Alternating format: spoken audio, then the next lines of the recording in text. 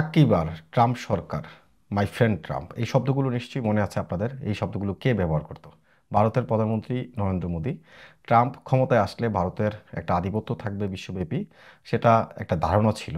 যেহেতু ট্রাম্প যেভাবে মোদী সরকার যেভাবে ট্রাম্পের প্রচারণা করেছে, এবং ট্রাম্প জয়ের পর, নির্বাচনে জয়ের পর ভারতে কিন্তু আনন্দ মিছিল হয়েছে, মিষ্টিমুখ বিতরণ করা হয়েছে, বিভিন্ন মন্দিরে প্রার্থনাও করা হয়েছে, পূজা করা হয়েছে। কিন্তু ট্রাম্প মনে হচ্ছে ভারতের টুটি চেপে ধরছে। কেন বলছি এই কথাগুলো? আপনারা জেনে দেখেছেন যে ভারত পাকিস্তান যুদ্ধের সময় ট্রাম্প কীভাবে যুদ্ধ থামিয়ে দিল। মনে হচ্ছে এক ধরনের পাকিস্তানের পক্ষই নিয়েছে। আইএমএফ এর লোন শত চেষ্টা করেও ভারত আটকাতে পারেনি, পাকিস্তান কিন্তু পেয়েছে। সেটা ট্রাম্পের কল্যাণেই এই আইএমএফ এর লোনটা পেয়েছে। We helped a lot. And we helped also with trade. I said, come on, we're going to do a lot of trade with you guys. Let's stop it. Let's stop it. If you stop it, we're doing trade. If you don't stop it, we're not going to do any trade. আজকের যে খবর সেটি হচ্ছে ভারতের অর্থনৈতিকভাবে ব্যাপক ক্ষতি হয়েছে। অ্যাপেলের প্রতিষ্ঠাতা টিম কুক, তিনি ভারতে কারখানা করতে চেয়েছিলেন। অ্যাপেলের ইতিমধ্যে ভারতে 3টি কারখানা আছে, আরও কারখানা করতে চেয়েছিলেন, 500 মিলিয়নের মতো একটা বিনিয়োগ করতে চেয়েছিলেন ভারতে। সেটা থামিয়ে দিয়েছে ডোনাল্ড ট্রাম্প। তিনি বলছেন যে ভারত হচ্ছে সারা দুনিয়ার মধ্যে সবচেয়ে হাইয়েস্ট ট্যারিফ কান্ট্রি, কেন ভারতে এই কারখানা করা হবে? টিম কুককে তিনি তার বন্ধুর মতো ডেকে নিয়ে তিনি নিষেধ করেছেন ভারতে যেন এই কারখানা তৈরি করে না হয়। We have Apple, as you know, is coming in. And I had a little problem with Tim Cook yesterday. I said to him, Tim, you're my friend. I treated you very good. You're coming in with $500 billion, but now I hear you're building all over India. I don't want you building in India. You can build in India if you want to take care of India, because India is the highest, one of the highest tariff nations in the world. It's very hard to sell into India.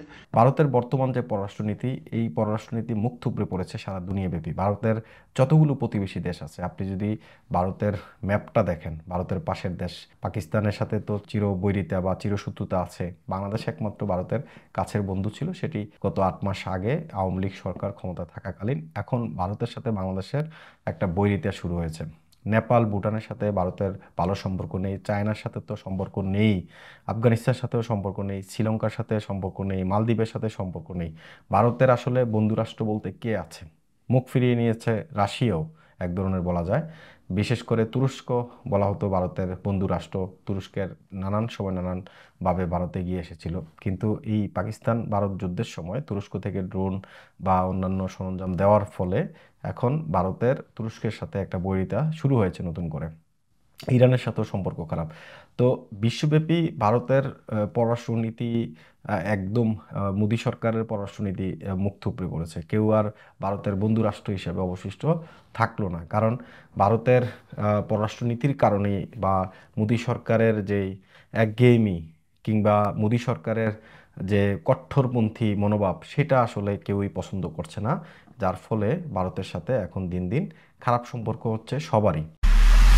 MIB সংবাদ ও সংবাদ সংশ্লিষ্ট অনুষ্ঠান দেখতে visit করুন www.mibtelevision.tv ও facebook.com/mibtelevision.tv এবং subscribe করুন youtube.com/mibtelevision এ।